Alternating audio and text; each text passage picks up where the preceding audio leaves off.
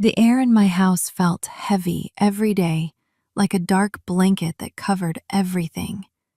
I moved from room to room like a quiet shadow. I woke up tired and I slept tired. My heart felt small and cold. My marriage no longer felt like a safe place. It felt like a closed box where I could not breathe. Once, a long time ago, my home was full of warm sounds. There was laughter. There were soft touches. There were the small, happy moments between two people who loved each other. But those days were gone. Now the rooms felt empty, even when both of us stood inside them. My husband felt like a stranger to me. His face was familiar, but his heart felt far away. He spoke to me without feeling, walked past me without care, and looked at me without warmth. Even his silence felt sharp. I felt like I had become someone invisible in my own home. I felt trapped, like a bird with its wings closed tight. For many nights, I lay awake thinking, how long can I live like this? How long can I pretend this is a marriage? The hurt grew inside me every day, like a slow fire burning my heart. Then, one day, a small, dark thought came into my mind. It was quiet at first, only a whisper, but the whisper grew louder. It started to repeat itself again and again. He must go. Not just leave the house, not just leave my life. No, the thought said, he must leave this world. The idea shocked me. I had never imagined anything like that before. But pain can push a person into a corner, and when a heart stays in a corner for too long, it starts to think in dangerous ways. Days passed, weeks passed, and my dark thought became stronger. If he is gone, I will be free. If he is gone, I can breathe again. One morning, I could not hold the pain anymore. My heart felt like it would break. My feet carried me to my mother's house. I did not plan the visit. I just walked, crying inside, hoping she would understand me the way she always did. My mother stood at her door when I came. She did not smile. She did not ask questions. She looked into my eyes, and I knew she understood I was suffering. There was wisdom in her eyes, old and deep, as if she could already see inside my heart. "Mother," I said in a weak voice that did not feel like mine, "I can't do this anymore. I can't live in this marriage. I feel trapped. I feel hurt. I feel like I am dying inside." My voice shook. My hands shook. I want him gone, forever. But I fear the law. I fear what will happen if anyone finds out. Mother, please, help me. I cannot live like this anymore. My mother did not look surprised. She did not look angry. She only looked sad and calm. "Yes, my daughter," she said softly. "I can help you, but freedom comes with a price. You must do a series of tasks. You must follow each step with your whole heart." I felt desperate enough to agree to anything. "Mother, I will do anything. Just tell me what to do." She gave a slow, knowing nod. "Listen carefully," she said. "First, you must make peace with him, truly. No more anger, no sharp words, no cold silence. Your interactions with him must be soft and calm, because if something happens to him, no one must think of you. Peace will protect you." I felt confused. Peace? With the man who hurt me? Peace with the man I wanted to erase? But I nodded. I would do anything for freedom. "Next," my mother said, "you must bring back your beauty, not to please him, but to bring back the light inside you. Dress well, fix your hair, take care of your face. Become the woman he once looked at with love." Let him see you as a warm light again." My chest tightened. I did not want to look beautiful for a man who made me feel small, but again I nodded. "Then," she continued, "you must care for him. Speak kindly, listen to him, attend to his needs, make him feel valued. Let him believe you love him deeply." This felt almost impossible. My heart was full of resentment, but my desire for freedom was stronger. "Next," she said gently, "you must be patient. You must be loving. You must not let jealousy touch your heart. Listen to him without judgment. Respect him. Try to understand his thoughts." I felt tired just hearing it. This path was not easy. "You must also be generous," she said. "Spend your money on him. Help him without complaint. And if he fails to provide for you, do not let anger grow. Show understanding." I swallowed hard. It felt like I was being asked to change everything inside me. "And finally," my mother said, "you must always speak softly. Never raise your voice. Be the peace in your house. Be the calm in the storm." I nodded again. My heart felt heavy, but I wanted freedom, and I believed this was the road to it. Then my mother opened a small wooden box. Inside it was a fine golden powder. "Take this," she said. "Put a small pinch of this in his food every day. It is slow. It leaves no sign. With patience, it will do its work." I took the packet with trembling hands. I believed my path to freedom had finally begun. That night I returned home and followed the plan. I smiled at him gently. I cooked for him. I put a pinch of the golden powder in his food. I spoke softly. I dressed nicely. I waited. I acted. I performed kindness like it was a role I had to play. I did not know then that this plan would change everything, including me. The first days of my new plan felt strange and heavy. I forced myself to smile when I wanted to cry. I spoke softly when my heart wanted to shout. I cooked his meals with extra care, even though my hands shook every time I added that small pinch of golden powder. I moved gently. I listened carefully. I dressed in colors I had not worn in a long time. At first, everything felt fake. It all felt like acting, like I was wearing a mask that did not fit my face. My heart was full of hurt, but I had to hide it. I told myself again and again, this is the path to freedom. This is the way out. But something small began to shift. It was not loud. It was not fast. It was slow, like morning light touching a dark room. One evening, when I placed his food on the table, he looked at me, not with cold eyes, but with surprise. A soft kind of surprise. "This looks nice," he said. Only simple words, but I could not remember the last time he had noticed anything I did. The next day, after I dressed carefully, his eyes rested on me for a moment longer than usual.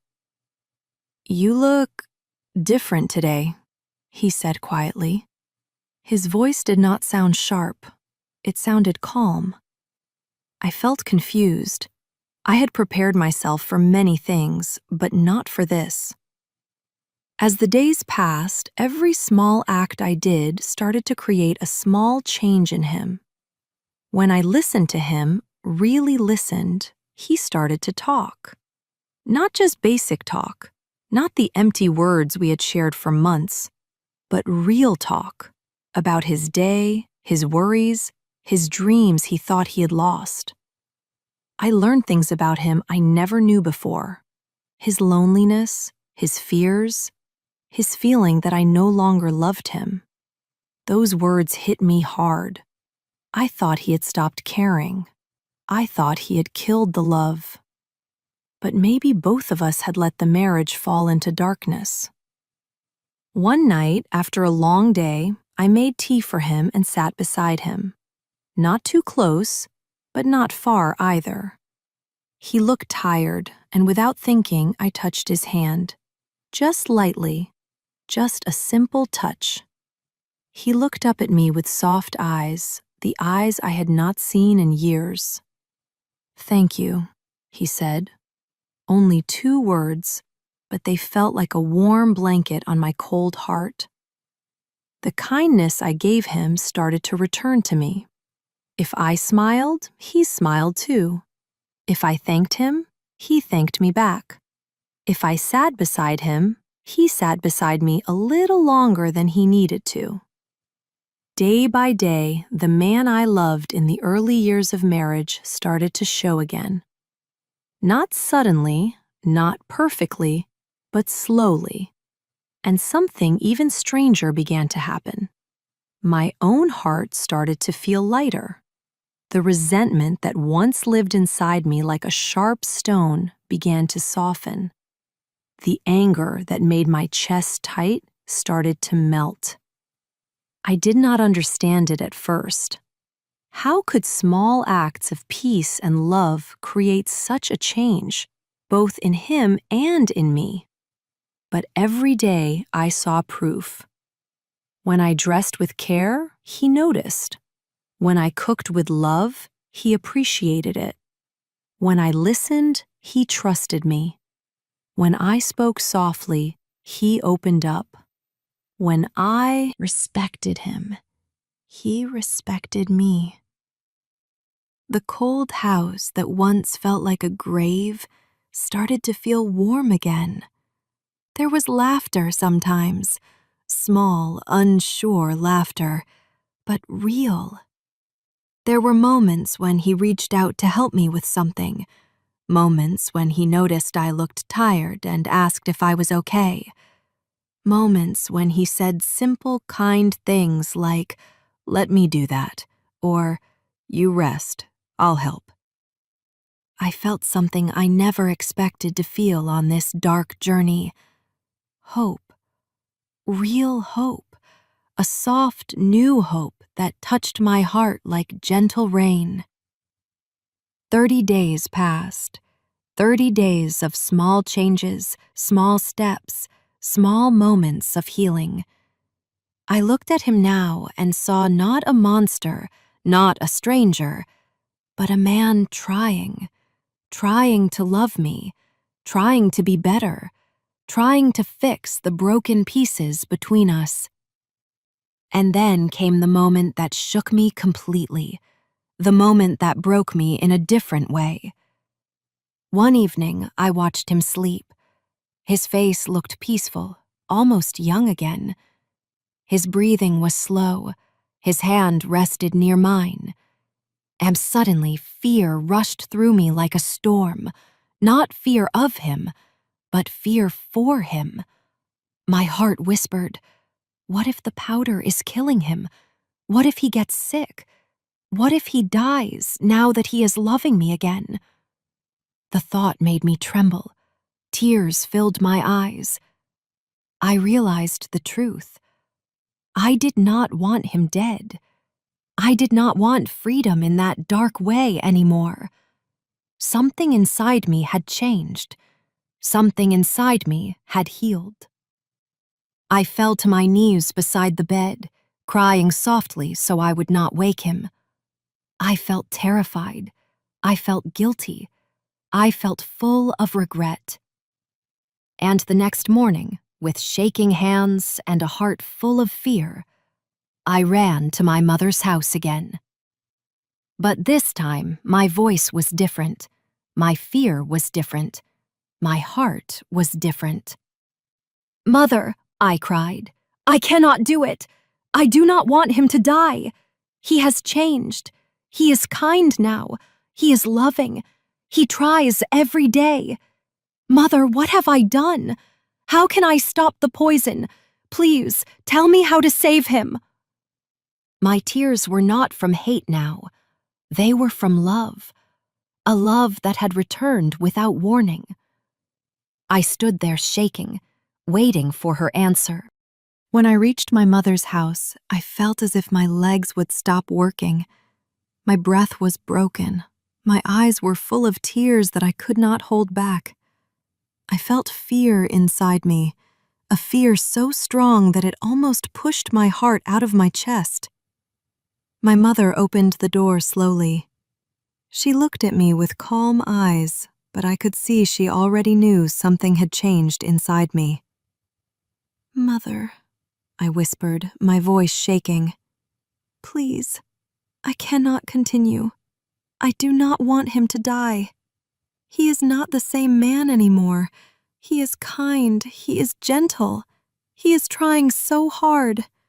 Mother, please, I want to save him. Tell me how to stop the poison." My whole body trembled as I spoke. I felt like a child again, scared and lost. My mother held my hands, which were cold with fear. She guided me inside and made me sit. She looked into my eyes with a soft, deep understanding.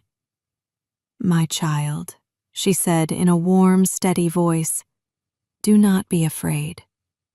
I stared at her, waiting for her to tell me the truth I feared so much. Then she spoke the words that stopped my breath. "The powder I gave you was harmless. It was only turmeric." I froze. The room became quiet as a stone. My mind could not move. Only my heart moved, beating hard inside my chest. "Turmeric?" I repeated softly, hardly believing her. "Yes," she said gently. "A spice. It cannot hurt anyone. It cannot kill anyone. It can only add color and warmth to the food." My eyes widened. My hands covered my face. I felt weak. And then, slowly, relief spread through me like warm sunlight. "But why?" I asked. My voice was small. "Why did you tell me it was poison?" My mother sat beside me. She held my hands again, like she used to when I was a little girl. "Because, my daughter, the real poison was not in the food. The real poison was inside your heart." Her words entered me slowly but deeply. "Your anger," she continued, "your bitterness, your coldness, your silence, your fights, your resentment. These were the true poisons that were destroying your marriage. They were hurting you. They were hurting him." I listened to her in complete stillness. I felt her words like soft hands touching my heart. "And when you started doing the tasks I gave you," she said softly, "you removed the poison, not from him, but from yourself." I thought about everything I had done in the last 30 days, the soft words, the calm voice, the small acts of care, the listening, the kindness, the respect. I had done them all for the wrong reason, yet they had created something good, something beautiful. "When you changed," my mother said, "he changed. When you became gentle, he became gentle. When you showed love, he showed love. Men often reflect what we give them." A tear rolled down my cheek, then another, and another. It was true. Everything she said was true. I had seen him become a better man because I had become a better woman. "When the poison left your heart," she said, "a new marriage was born, a new love, a new peace." I covered my mouth, trying not to cry loud, but the truth was too big now. It filled me completely. My mother held me until my tears softened. Then she looked into my eyes with love. "Go home, my daughter," she said. "Go home to your husband. Go home to your new life. Go home with a soft heart. Love him, respect him, and he will hold you like treasure." I nodded slowly, understanding everything now, not with my mind, but with my heart. I left her house quietly. My steps felt lighter. My breath felt deeper. My heart felt warm for the first time in many months. When I reached home, I opened the door. My husband looked at me with gentle eyes, the same eyes he used to have long ago. He walked towards me and touched my hand softly. "Are you okay?" he asked quietly. And for the first time, I felt the answer clearly inside me. "Yes," I whispered. "I am okay." He hugged me, not stiff, not distant, but with real warmth, real love. And I knew then that I had almost destroyed something beautiful. Not because of him, because of the poison in me. But now, the poison was gone, the love had returned, and our home no longer felt like a tomb. It felt like a place where two hearts could grow again, slow and steady, like small flowers after a long winter. I held his hand, and for the first time in a long time, I felt peace. Not forced peace, not fake peace, real peace. A new beginning, a new marriage, a new us. And with a heart full of softness, I looked at him and smiled, truly smiled. If you liked my story, please subscribe and join my family.